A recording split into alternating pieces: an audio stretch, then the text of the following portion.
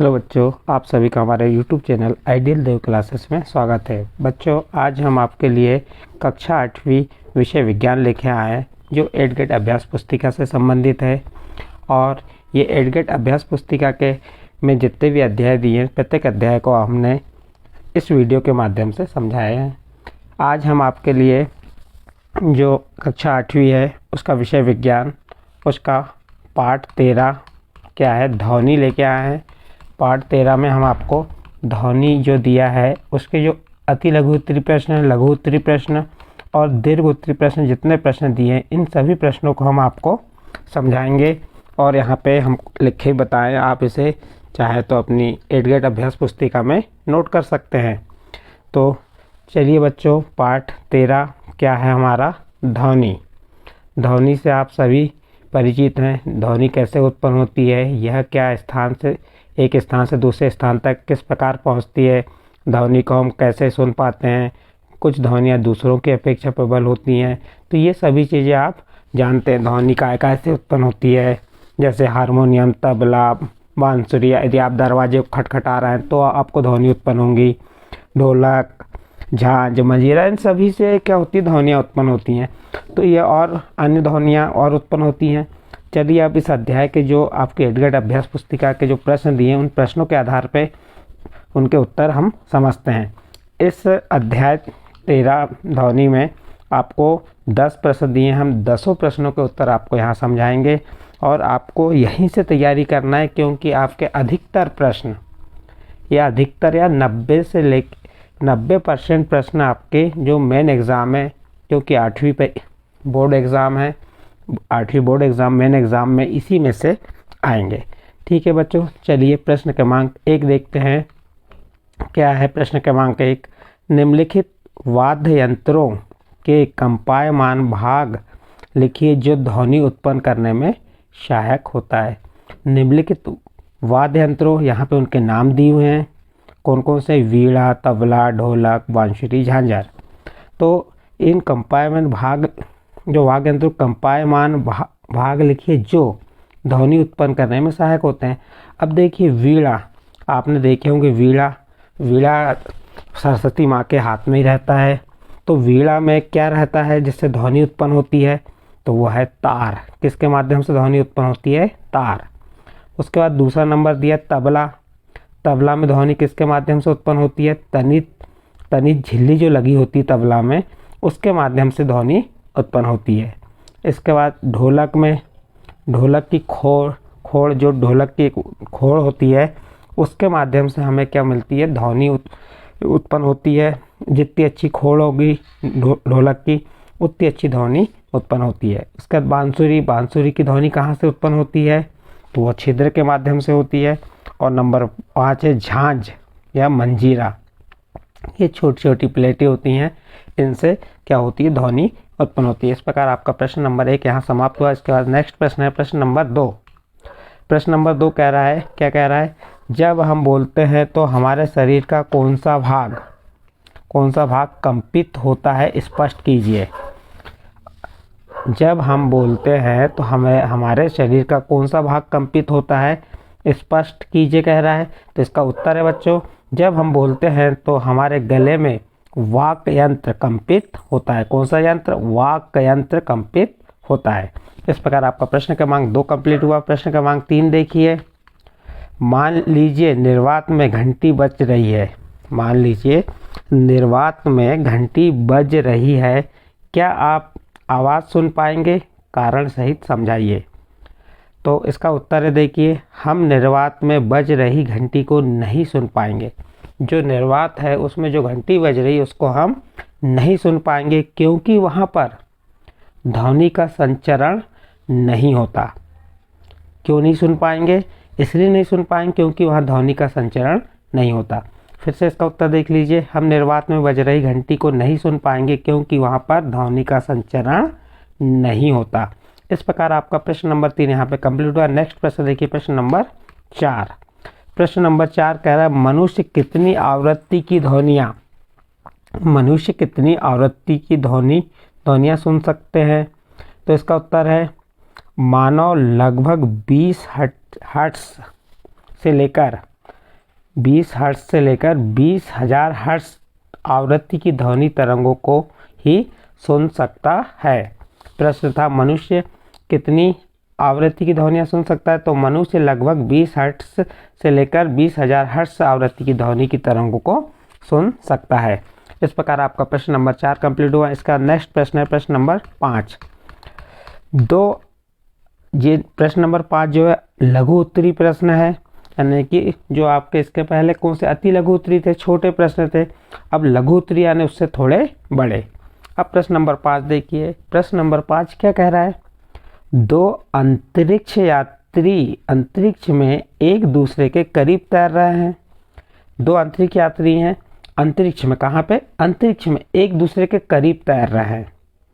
क्या वे बिना किसी विशेष उपकरण के एक दूसरे से बात कर सकते हैं? कारण सहित लिखिए।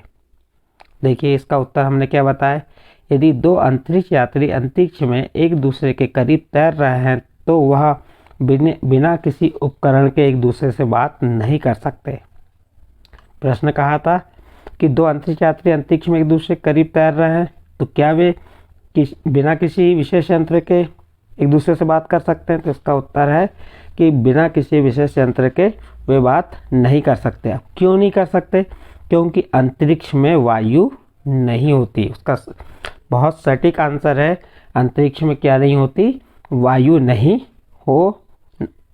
नहीं होती, इसलिए वे बिना उपकरण के बात नहीं कर सकते। ठीक है, चलते हैं आगे। अगला प्रश्न है, यहाँ पे प्रश्न नंबर 5 समाप्त हुआ। प्रश्न नंबर 6 देखिए। एक वाद्य यंत्र का चित्र सहित वर्णन कीजिए जो हवा में उड़ाकर ध्वनि उत्पन्न करता है। तो देखिए हमें क्या करते हैं, एक धातु का गिलास ले लेते हैं। ये वाद्य यंत्र है, कौन सा? गिलास। और एक चाय का चम्मच लेंगे और धीमे से गिलास के किनारे टकराते हैं तो क्या होगी? ध्वनि उत्पन्न होगी। और ध्वनि उत्पन्न होती है, और ध्वनि जैसे हम तेजी से उत्पन्न करें तो हम इसको देखो, इसने प्रश्न में क्या कहा है? एक वाद्य यंत्र का चित्र सहित वर्णन कीजिए जो हवा में उड़ाकर ध्वनि उत्पन्न करे। तो इसको हम कैसे करें? गिलास के किनारे को छूते हुए एक थर्मोकोल की छोटी सी गेंद लटकाएं, गिलास को कंपित कराएं। गिलास को कंपित यानी गिलास को हम मारेंगे, यानी कि उसे ठोकेंगे, तो कंपित कराएंगे तो देखेंगे गेंद कितनी दूरी तक विस्थापित होती है। गेंद का विस्थापन गिलास के कंपन के आयाम की माप है और ध्वनि की प्रबलता इसके आयाम पर निर्भर करती है। और इस प्रकार हवा में उड़ाकर ध्वनि उत्पन्न कर सकते हैं। जो हमारी थर्माकोल की वो गेंद है तो वो क्या होगी? ध्वनि उत्पन्न करेगी। इस प्रकार यहाँ पे आपका प्रश्न नंबर 6 कंप्लीट हुआ। आप उसको चित्र के माध्यम से बता सकते हैं। प्रश्न नंबर 7 देखिए। चित्र सहित समझाइए कि ध्वनि का संचरण द्रवों में होता है। चित्र सहित बताना है हमें कि ध्वनि का संचरण काय में होता है? द्रव में होता है। तो देखिए हम एक चित्र बना दिए, चित्र बना हुआ है, इसमें देख सकते हैं। तो अब चित्र ध्वनि का संचरण कैसे होता है देखते हैं। एक बाल्टी क्या करेंगे हम, एक टब में पानी भरकर उसमें एक घंटी को बजाने पर जल की ऊपरी सतह पर कान लगाकर हम उसकी आवाज़ सुन सकते हैं और हम इसका चित्र इस प्रकार से बना सकते हैं। यहाँ पे आपका प्रश्न क्रमांक 7 कंप्लीट हुआ। नेक्स्ट अगला प्रश्न आता है प्रश्न नंबर 8। प्रश्न नंबर 8 है, संगीत में ध्वनि एवं शोर में अंतर स्पष्ट कीजिए। आप संगीत में ध्वनि क्या होती? सुरीली होती है, सुनने में अच्छी लगती है, और शोर क्या होता है? सुनने में अच्छा नहीं होता। अब इनमें अंतर स्पष्ट करके बताना है। आप वैसे समझ जाएंगे कि संगीत में ध्वनि और शोर क्या होता है। यदि ज़्यादा जम के बोलना शोर हो गया और हम उसी बात को धीरे से बोलते हैं, प्यार से बोलते हैं, तो क्या हो जाएगा? शोर के विपरीत आ जाएगा वो। अब देखिए हमने इसका उत्तर क्या बताया यहाँ पे। आप इसका उत्तर चाहे तो अपनी पाठ्य पुस्तक के पृष्ठ क्रमांक 146 में खोज सकते हैं। जिस ध्वनि को सुनने में हम बाधित होते हैं, बाधित यानी हम क्या होते हैं? डिस्टर्ब होते हैं, या वह अवांछित ध्वनि जिसे हम सुनना नहीं चाहते, शोर होता है। ऐसी ध्वनि जिसे हम सुनना नहीं चाहते वो क्या कहलाता है? शोर होता है। जैसे लाउड स्पीकर की अत्यधिक आवाज़, यदि हम टेप या डीजे, ये क्या होता है? ये क्या होगी? हमारी शोर होगा। और उसको हम स्लो करें तो वो क्या होगी? संगीत में ध्वनि कहलाएगी। तो अवांछित ध्वनि जिसे हम सुनना नहीं चाहते शोर होता है, जबकि जो ध्वनि सुनने में हमें आनंद की प्राप्ति होती है, जिस ध्वनि से हमें सुनने में आनंद की प्राप्ति होती है या सुस्वर ध्वनि को संगीत कहते हैं। यदि संगीत को आवश्यकता से अधिक आवाज़ में सुना जाए या संगीत की प्रबलता अधिक हो तो वह शोर बन जाती है। इस प्रकार आपका प्रश्न क्रमांक 8 यहाँ पे कंप्लीट होता है। अब नेक्स्ट प्रश्न देखते हैं, प्रश्न नंबर 9। प्रश्न नंबर 9 क्या है? प्रश्न नंबर 9 जो है आपका दीर्घ उत्तरीय लघु उत्तरीय से बड़ा प्रश्न है, दीर्घ उत्तरीय प्रश्न है। यह है ध्वनि प्रदूषण क्या है? ध्वनि प्रदूषण के प्रमुख कारणों का उल्लेख कीजिए। आप इसे अपने पृष्ठ क्रमांक इसमें देख सकते हैं, अपनी पाठ्य पुस्तक के पृष्ठ क्रमांक 146 में देख सकते हैं। इसका पूरा उसके बारे में बताया ध्वनि प्रदूषण। वैसे प्रदूषण ध्वनि प्रदूषण भी होता है, वायु प्रदूषण भी होता है, जल प्रदूषण भी होता है। आप जानते हैं वायु प्रदूषण के बारे में पहले भी से ही जानते हैं। वायु में अवांछनीय गैसों और कणों की उपस्थिति वायु प्रदूषण कहलाती है। इसी प्रकार वातावरण में अत्यधिक या अवांछित ध्वनियों को ध्वनि प्रदूषण कहते हैं। बहुत सरल परिभाषा है ध्वनि की, ध्वनि प्रदूषण की। वातावरण में अत्यधिक, वातावरण समझते हैं हमारे आजू बाजू का जो पर्यावरण है या वातावरण है, उसमें अत्यधिक या अवांछित ध्वनियाँ, ऐसी ध्वनियाँ जिन्हें हम सुन ना सकें, को ध्वनि प्रदूषण कहते हैं। क्या आप ध्वनि प्रदूषण के कुछ स्रोतों की सूची बना सकते हैं? ध्वनि प्रदूषण के प्रमुख कारण आपको मालूम है क्या है? वाहनों की ध्वनियाँ ध्वनि प्रदूषण के प्रमुख कारण में आ जाएगा। वाहनों की ध्वनियाँ, जो वाहन है जो बहुत तेज़ी से या एक्सीलेटर अधिक कर रहे हैं तो वो ध्वनि जो होती है वो एक है वाहनों की ध्वनियाँ। विस्फोट जिसमें पटाखों का फटना भी सम्मिलित है। ऊंची आवाज़ में चलाई गई टीवी या ट्रांजिस्टर, रेडियो, रसोई घर के कुछ उपकरण, कूलर, वातानुकूल सभी ध्वनि प्रदूषण के उत्तरदायी हैं। कारखानों की ध्वनि, पटाखों का फटना, लाउड स्पीकर। घर में कौन कौन से स्रोत ध्वनि उत्पन्न करते हैं ये आपको मालूम है। ऊंची आवाज़ में चलाए गए टेलीविज़न, ट्रांजिस्टर, सभी ये क्या होते हैं? ध्वनि प्रदूषण के कारण हैं। ध्वनि प्रदूषण से बहुत सी हानियाँ होती हैं। क्या होती हैं? यदि परिवेश में अत्यधिक शोर की उपस्थिति अनेक स्वास्थ्य संबंधी समस्याएं उत्पन्न होती हैं। अनिद्रा होती है, अति तनाव होता है ध्वनि प्रदूषण से, चिंता तथा अन्य बहुत से स्वास्थ्य संबंधी विकार उत्पन्न होते हैं, ध्वनि प्रदूषण से उत्पन्न हो सकते हैं। लगातार प्रबल ध्वनि के प्रभाव से में रहने से व्यक्ति की सुनने की क्षमता भी अस्थायी या स्थायी रूप से कम हो जाती है। इसलिए ध्वनि प्रदूषण से आपको और हमको भी बचना चाहिए। इस प्रकार आपका यहाँ पे प्रश्न क्रमांक 9 कंप्लीट हुआ। अगला प्रश्न है प्रश्न क्रमांक 10। प्रश्न क्रमांक 10 क्या है? मानव कान। कान तो समझते हैं, मानव कान यानी कान। मानव का कान का नामांकित चित्र बनाकर उसकी कार्यप्रणाली समझाइए। तो आपको मानव का कान को जानते हैं, अरे मानव का कान नहीं तो अपने कान को तो जानते होंगे। तो वही क्या है? मानव कान या मानव कान। अब इसका ये देखिए, हमने ये मानव कान जो है उसका चित्र बनाया है। ये ऊपर वाला आंतरकर्ण कहलाता है, ये कर्णपटल कहलाता है। तो ये इस प्रकार से चित्र आप बना सकते हैं। अब उसमें प्रश्न में क्या कहा है और उसके बाद कार्यप्रणाली कहा है इसकी। अब कार्यप्रणाली देखते हैं। देखिए, कर्णपटल कर्णपटल एक तानित रबड़ की शीट के समान होता है। कान कैसा होता है? कान पटह एक तानित रबड़ की शीट के समान होता है। ध्वनि के कंपन कण पटह को कंपित करते हैं।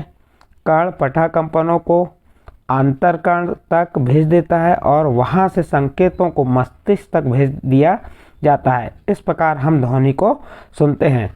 फिर से एक बार हम बताते हैं। कर्ण पटह एक तानित रबड़ की शीट के समान होता है। कर्ण पटह जो होता है एक तानित रबड़ शीट के समान होता है। ध्वनि के कंपन कर्ण पटह को कंपित करते हैं। कर्ण पटह कंपनों को आंतरण कर्ण, जो आंतरण कर्ण है हमारा, देखिए ये आंतरण कर्ण है जो अंदर आने वाला, आंतरण कर्ण तक भेज देता है और वहाँ से संकेतों को मस्तिष्क तक भेज दिया जाता है। इस प्रकार हम ध्वनि को सुनते हैं। तो हमारे दो चीज़ है, एक कर्णपटह और दूसरा क्या है, आंतर कर्ण। तो ये इस प्रकार से आपका यहाँ पे प्रश्न क्रमांक 10 समाप्त हुआ।